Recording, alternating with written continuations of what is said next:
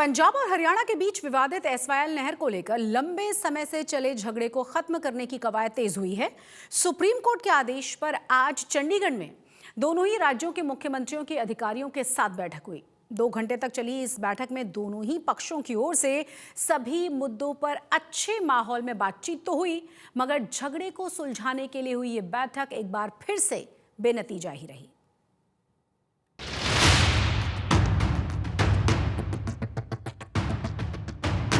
निपट जाएगा और निपट जाए तो अच्छा है। मैं ये नहीं कहता किसी का हक नहीं मरना चाहिए, ना ही पंजाब का ना ही हरियाणा का। पॉजिटिव वातावरण में बात हुई है, आज भी पॉजिटिव वातावरण में बात हुई है।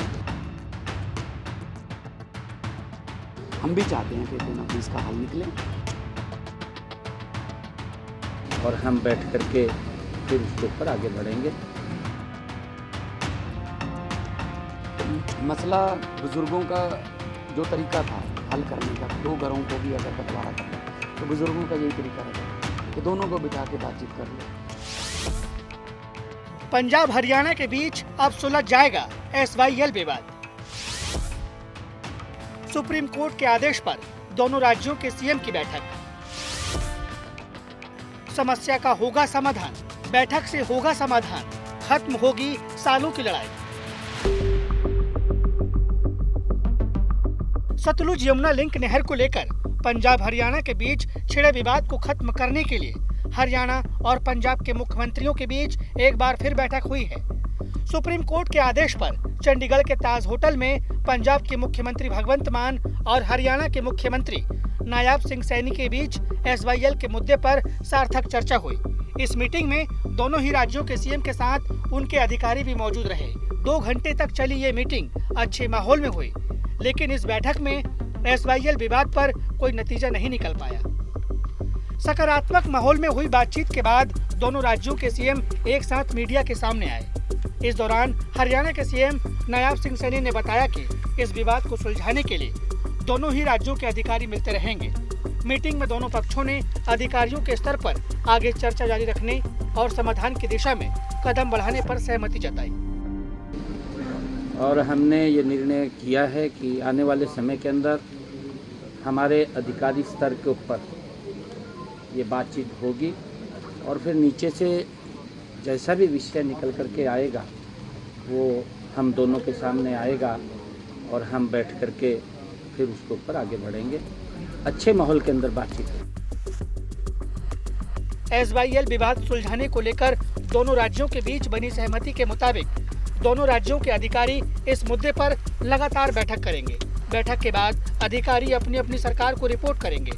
रिपोर्ट के आधार पर मुख्यमंत्रियों के बीच आगे की मीटिंग होगी। बैठक में बने इस सहमति के बाद दोनों मुख्यमंत्रियों ने भी मसले के निपटने की उम्मीद जताई है। इस मीटिंग के बाद मुख्यमंत्री भगवंत मान ने पहली बार कहा कि ये सालों पुराना मुद्दा निपट जाएगा। चलो ठीक है, हमारे बुजुर्गों ने थोड़ा झगड़ा तो बुजुर्गों का ही है तो, लेकिन हम अब नई जनरेशन आई है, निपट जाएगा और निपट जाए तो अच्छा है। लेकिन दोनों किसी का, मैं ये नहीं कहता किसी का हक नहीं मरना चाहिए, ना ही पंजाब का ना ही हरियाणा का। तो दोनों भाई हैं, 66 में अलग हुए थे, अभी पानियों का चल रहा है, मेरे ख्याल में निपट जाए तो अच्छा है। सतलुज यमुना लिंक नहर विवाद को निपटाने के लिए चंडीगढ़ के ताज होटल में सकारात्मक चर्चा हुई, तो वहीं इस बैठक पर अब विपक्ष की ओर से सवाल उठने लगे हैं। हरियाणा की विपक्षी पार्टी इंडियन नेशनल लोकदल के राष्ट्रीय अध्यक्ष अभय सिंह चौटाला ने एसवाईएल को लेकर पंजाब हरियाणा के मुख्यमंत्रियों के बीच हुई बैठक को सियासी दिखावा करार दिया। उन्होंने आरोप लगाया कि इस बैठक का असली मकसद पंजाब चुनाव तक एसवाईएल नहर के निर्माण को टालना है। ये सारी कार्यवाही जनता की आंखों में धूल झोंकने के लिए की जा रही है। ये मीटिंग पहली बार नहीं हुई चीफ मिनिस्टर्स की, कई बार होगी। सुप्रीम कोर्ट के आदेश से ये मीटिंगें होती है, ये तो मीटिंग करना भी नहीं चाहते। अगर अधिकारियों के लेवल पे इसका समाधान होता तो फिर मामला सुप्रीम कोर्ट में नहीं जाता। फिर सुप्रीम कोर्ट चीफ मिनिस्टर को मीटिंग करने की कहने की बजाय सेक्रेटरीज की मीटिंग होती है। उस लेवल पे लिंग अराउंड करने की बात है। जब तक पंजाब के चुनाव नहीं हो जाते तब तक मैं समझता हूं कि एसवाईएल के ऊपर कोई फैसला नहीं होगा। सतलुज यमुना लिंक नहर पर दो राज्यों में लंबे समय से छिड़े इस विवाद को खत्म करने की कवायद तेज हो गई है। पंजाब हरियाणा के मुख्यमंत्री इस विवाद को खत्म करने के मूड में हैं, तो वहीं विपक्ष इसे सियासी ड्रामा बताकर सरकार पर जनता को गुमराह करने का आरोप लगा रही है। अब देखना होगा कि दोनों राज्यों के मुख्यमंत्रियों की आने वाली बैठकों से एसवाईएल पर छिड़ा ये विवाद खत्म होगा या फिर विपक्ष के दावे सच साबित होंगे। चंडीगढ़ से अमन भारद्वाज के साथ आज तक ब्यूरो। दो राज्यों के बीच एसवाईएल का विवाद खत्म न हो, लेकिन दोनों राज्यों की राजधानी चंडीगढ़ में रोज पार्किंग की पर्ची लेने की झंझट से छुटकारा पा चुकी हैं। चंडीगढ़ नगर निगम ने आज से पार्किंग के लिए मासिक वन पास स्कीम शुरू की है। इस योजना की शुभारंभ चंडीगढ़ की मेयर हरप्रीत कौर बबला और निगम कमिश्नर अमित कुमार ने सेक्टर 22D की मार्केट से किया।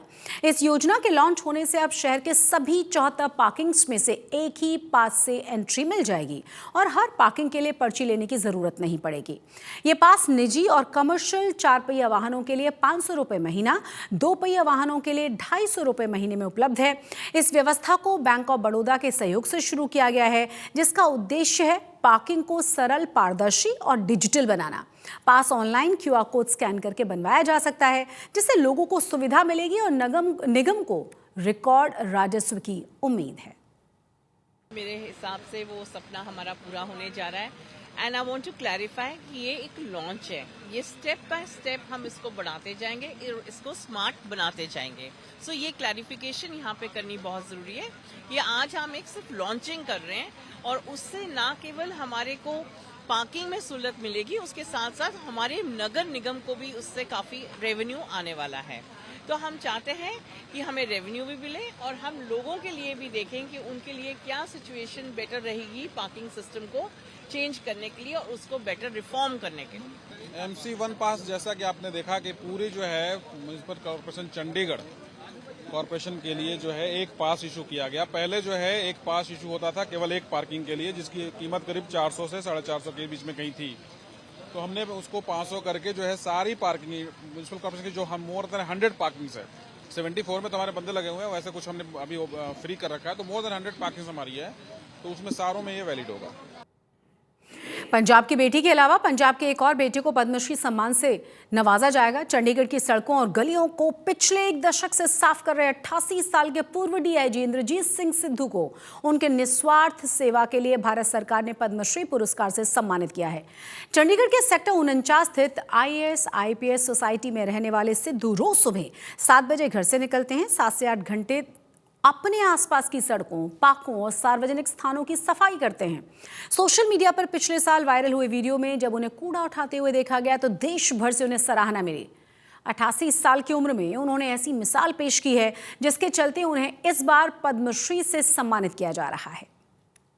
फॉर्मर DIG है, पुलिस में आपने सर्विस दी, ऐसा क्या सर आपको लगा कि अब साफ सफाई आपने ये बीड़ा उठाया और पद्मश्री तक, मतलब one of the highest civilian award है, तो ये एक तो आप इसके बारे में, इंस्पिरेशन के बारे में बताइए। और ऐसी एज में, क्योंकि जब लोग रिटायर हो जाते हैं, रिटायरमेंट सोचते हैं। मेरी जो मैं सर्विस शुरू की थी 250 रुपया तनख्वाह थी। जी तुसी हिंदी बोल दो, नहीं पंजाबी भी ठीक है। जो आपने सर्विस शुरू की तो हमारी तनख्वाह थी 250 रुपये। अब मुझे पेंशन मिलती है 1,40,000 रुपये। मैंने समझा कि समाज से ये चोरी हुआ पैसा है जो मेरे पास आता है, तो मैं समाज के लिए भी कुछ कर दूं। मेरे लिए वो काफ़ी बड़ी तनख्वाह है जो मिलता है बिना काम करे। मैंने कहा कुछ काम करो, तो काम क्या है, बाहर निकलो तो कूड़ा पड़ा है, कूड़े को इकट्ठा करना शुरू कर दिया मैंने और उनको फिक्स्ड जगह पर रखना शुरू कर दिया। बस आदत बढ़ती गई, हम ये करते रहे तो कर रहे हैं। इसलिए कोई DIG वगैरह तो हम 96 में रिटायर हो गए, भूल गए। DIG is a service, civil service, लोगों की सेवा करनी है, नॉट हुक्मरानी नहीं करनी उनके हुकूमत जैसे पहले अंग्रेज़ों के टाइम में होता था। डेमोक्रेसी है, हर एक हमारा भाई है, हमसे बड़ा है इज्जतमान के लिए, तो इस तरह उनकी सेवा करना फर्ज बनता है मेरा। अस्सी के दशक में भी आप अमृतसर रहे, जब टफ टाइम था पंजाब का, उस समय आप एसपी अमृतसर थे शायद। हाँ, मैं बहुत टफ टाइम देखे हैं, बहुत देखा है टेररिज्म का ज़माना। असल में जब मैं शुरू हुआ पुलिस सर्विस में, तब नक्सलाइट का ज़माना था, फिर धीरे धीरे चेंज ओवर होता गया। चंडीगढ़ में एक बार फिर से मौसम ने करवट लिया। चंडीगढ़ समेत पंजाब के कई इलाकों में बारिश के साथ ओले भी देखने को मिले हैं, लिहाजा ठंड और कोहरे की दोहरी मार ने आम लोगों को परेशानी में डाल दिया। मौसम विभाग पंजाब के कई इलाकों में गरज चमक के साथ बारिश, बिजली गिरने और 40 से 50 किलोमीटर प्रति घंटे की रफ्तार से तेज हवाएं चलने का येलो अलर्ट जारी कर चुका है। इस खबर पर ज्यादा जानकारी दे रहे हैं चंडीगढ़ से हमारे संवाददाता अमन भारद्वाज। पश्चिमी विक्षोभ कारण मौसम ने करवट ली है। चंडीगढ़ के अंदर पिछले 2 घंटे से लगातार छमाछम बारिश जारी है और आप देखिए कि जैसे ही मौसम ने करवट ली तो हल्की ठंडी हवाएं और साथ साथ विजिबिलिटी पर भी असर है।